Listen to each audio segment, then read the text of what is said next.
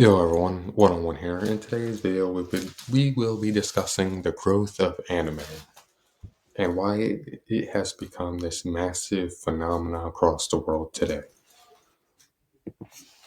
Why has anime become this big?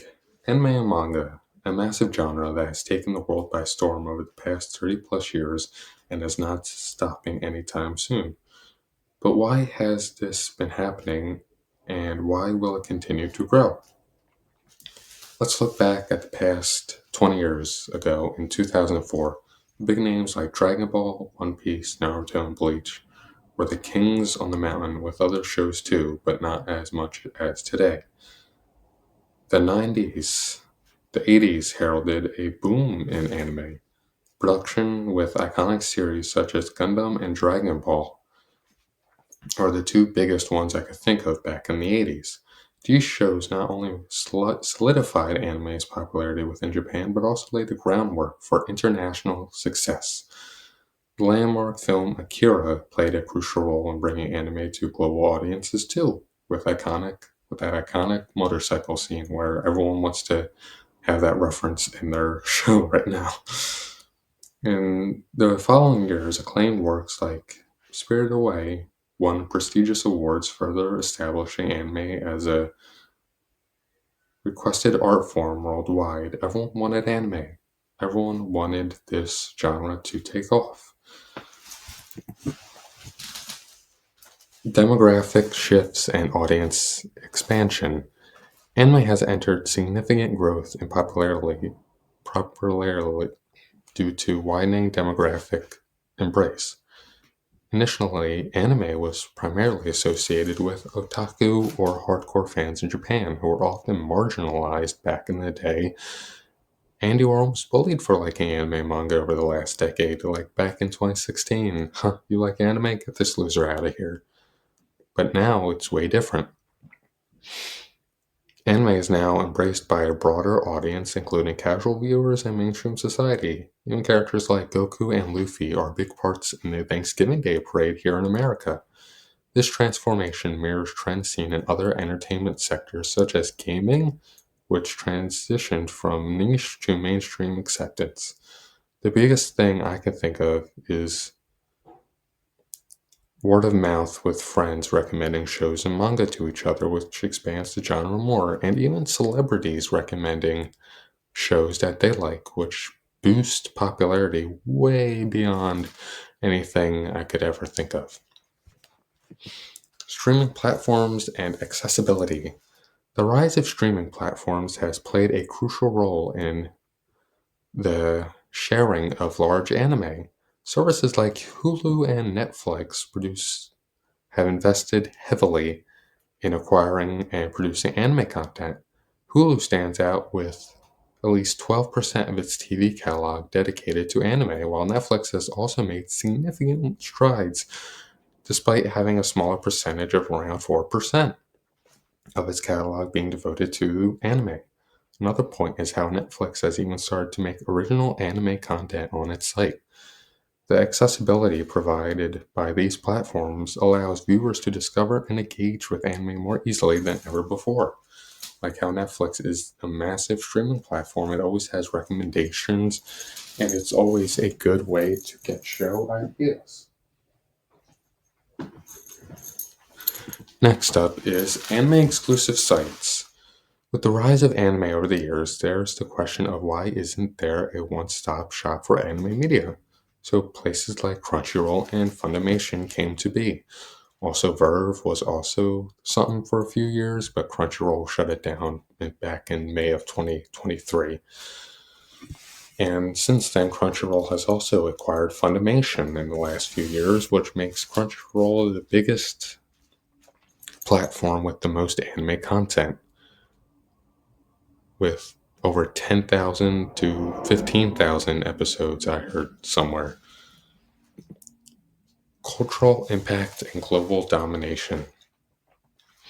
The global demand for anime content has surged, growing by over 100% over the last 5 years during the pandemic, this increase reflects not only consumption data but also social media activity surrounding anime titles like Demon Slayer and JJK.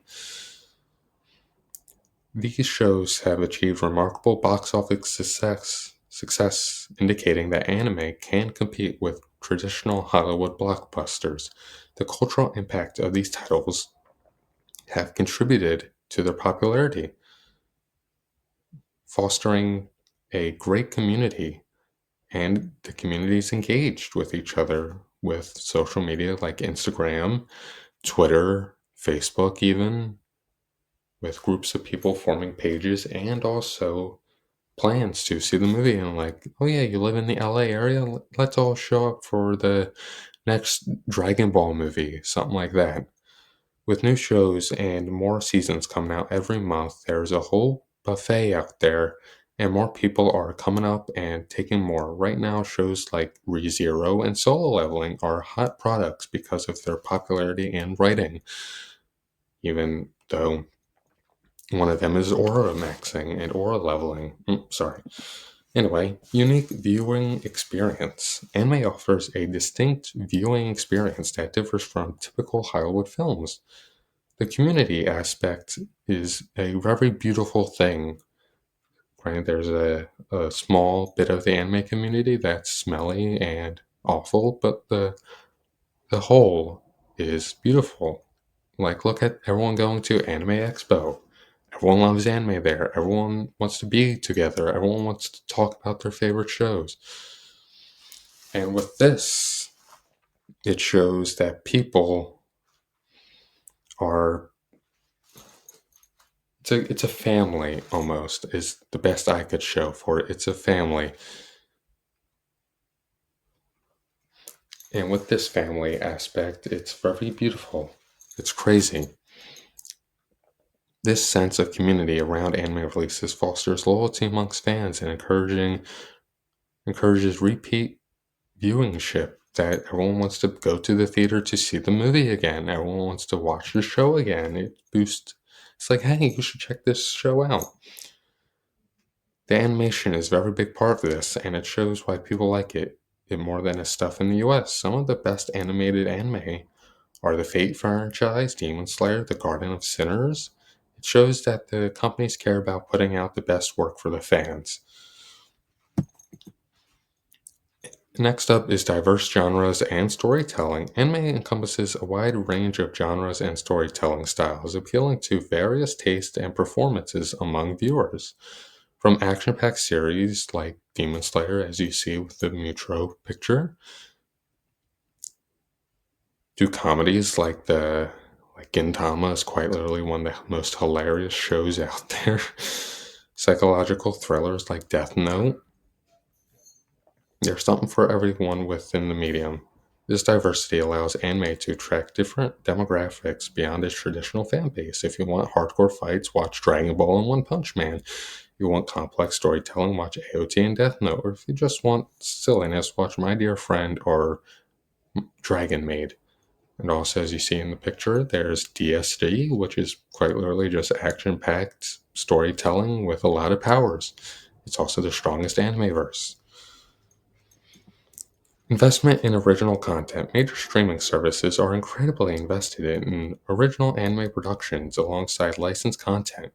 For instance, Netflix announced plans for 40 new titles in 2022 alone, reflecting their commitment to expanding their offerings in this genre-based or viewing demand data. And as you see, some of the greatest anime original stuff was Cowboy Bebop, Code Geass, which shocked me at first. I thought it was based off of manga, but it was some guy, like some group of people was like, you know what, we're going to come up with Peak. And they did, which is crazy to me how crazy it was. In summary, anime's rise can be attributed to demographic shifts towards broader acceptance, increased accessibility, global demand for content, unique viewing experiences, and the community is the biggest part about it. Let's say I want my friend to watch a show. I want to recommend it to them. That person likes it, they recommend it to another person. So let's say I paved the way for 5 to 10 people to watch a show. And then 5 to 10 people, 5 to 10 people, 5 to 10 people, and so on and so forth. And it's the community in the anime community that's the best. It's lovely. It's an experience. And also, when you go to Comic-Con or Anime Expo, look around. That's your community. That's the people who want to talk to you and be your friend. Anyway, that's it. 101 out.